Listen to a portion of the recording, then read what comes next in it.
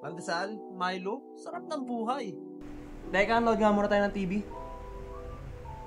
Kaya nila, you only live once. Kaya dapat, work-life balance tayo sa buhay. Kaya sa video na ito, Sir MJL, napanood ko na to eh. Alam ko na. Mag-upload na lang tayo ng bagong content. Tara, mag-review tayo ng motor.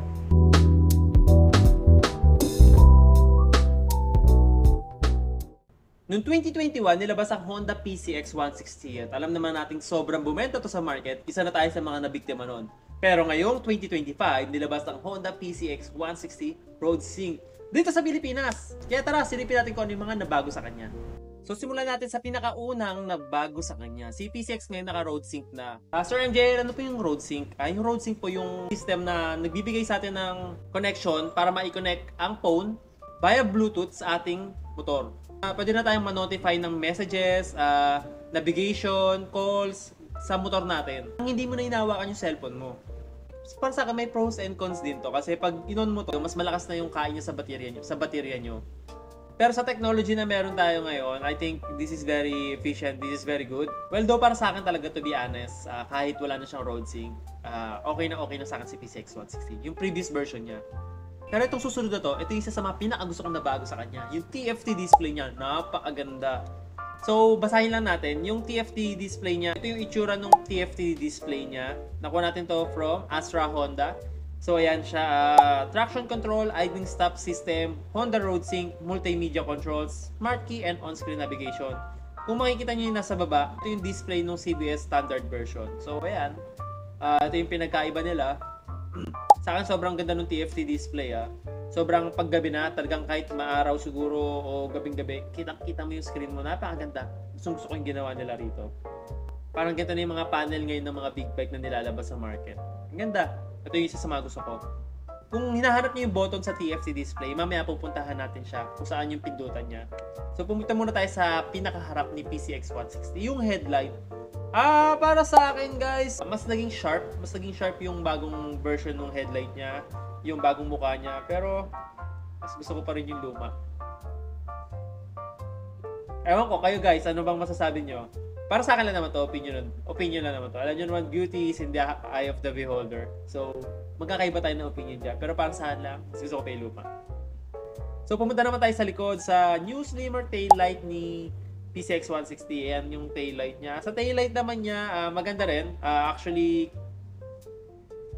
ito para sa akin, pares maganda yung taillight. Maganda yung luma, maganda rin itong bagong ginawa nila. Pares naman naka-LED pa rin yun eh. So, anong mga kulay pala, Sir MJL, na available kay Honda PCX 160 2025? Pakita natin. So, ang available na kulay para kay PCX 160, ayan, meron tayong white, meron tayong blue, meron tayong red, and meron tayong black. Though sa Pilipinas, di ko alam kung anong kulay ilalabas niya. Kasi minsan naglalabas sila kunyari ng 5 kulay sa Thailand, sa Indonesia. Pagdating sa Pilipinas, 3 lang nilalabas sila. So ito, papakita na natin yung controller ng TFT display. Ito yung controller niya, yung multifunction controller and Honda Road Sync. Nasa left side ito ng motor natin. Katabi ng busina, katabi ng signal light, tsaka ng... What? May pindutan na rin pala yung traction control natin. Wow! So yung traction control, pwede nyo na siya on and off. May button na siya rito. Ayos Kasi iba hinahanap pa yan paano i-on i-off eh. Yung traction control kasi guys, ayun yung minsan na nagbabalance ng power natin. Pinapantay niya yung ng gulong mo sa harap tsaka sa likod. So, siya yung kunyari sa malubak or gumigewang-gewang ka sa kalsada, pinapantay niya yung motor mo. Pero kinokontrol niya yung lakas ng motor mo. So, pag ino-off mo kasi yan, pag gusto mo humataw o gusto mo ng paangat, paon, pinapatay ng karamihan yan. Pero ako, di ko na kailangan patayin yun. I don't recommend na to-turn off yun.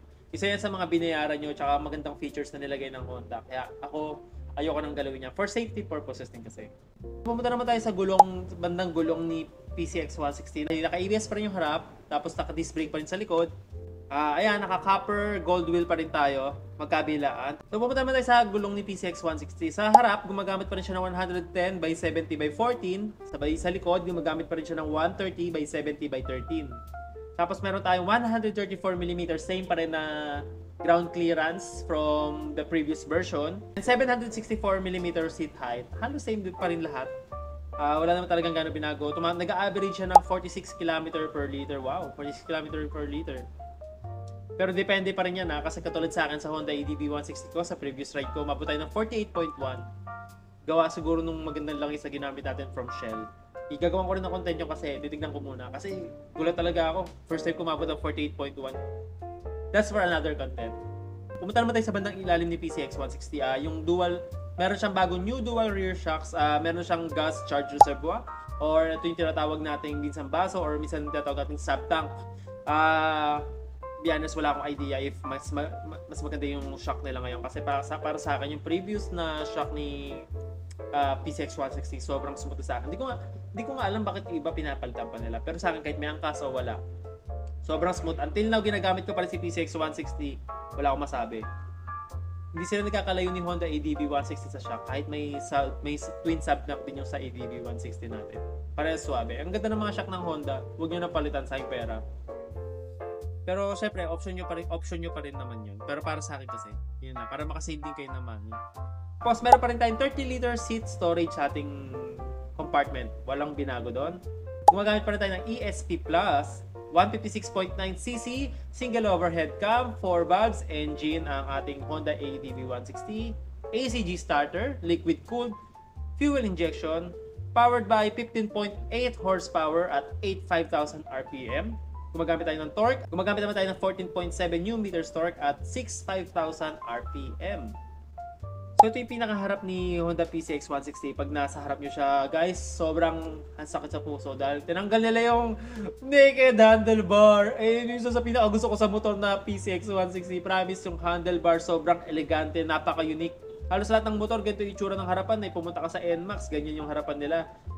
Ngayon nagpapa-unique sa kanya. Ewan ko bakit sila pinalitan. Tsaka ang daming magagamit, ang daming purpose noon. Pwede mong kabitan ng mga gamit like for vlogging, for yung sa phone mo, phone holder, pang water holder. Sobrang, ewan ko bakit nila pinalitan. Pero, ayun yun eh. It is what it is.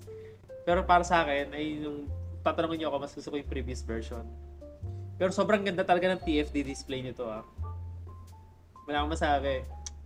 Pumunta naman tayo sa left side niya sa may compartment, sa may charger niya. I think binago rin nila yung itsura ng lagayan ng charger Natatakpan na siya. Tapos sa laki, hindi pa natin gano'ng masabi kung gano'n siya kalaki, pero feel ko same lang din naman yung previous version. So sa seat naman natin guys, naka two-tone pa rin tayo. An effortless seat for every journey, designed with two-tone, aesthetic to enhance luxury in the details. Ang ganda rin ng kulay, hindi lang siya plain black. Pero saan kahit plain black maganda Pag kasi masyadong maraming color na combination na ginamit, nawawala yung pagiging simple niya. And sometimes, less is more. Alam niyo yun.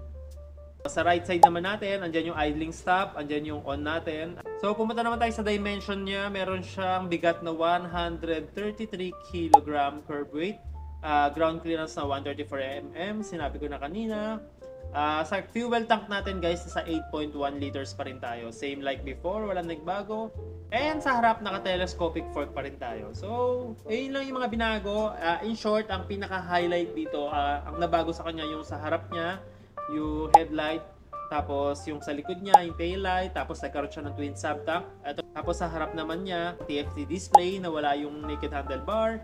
Nagkaroon tayo ng switch button sa traction control, nagkaroon tayo ng bagong button sa left side. Sa left side, nilagyan nila ng controller para sa TFT display natin, para hindi na kayo pumunta sa screen para pumipindot.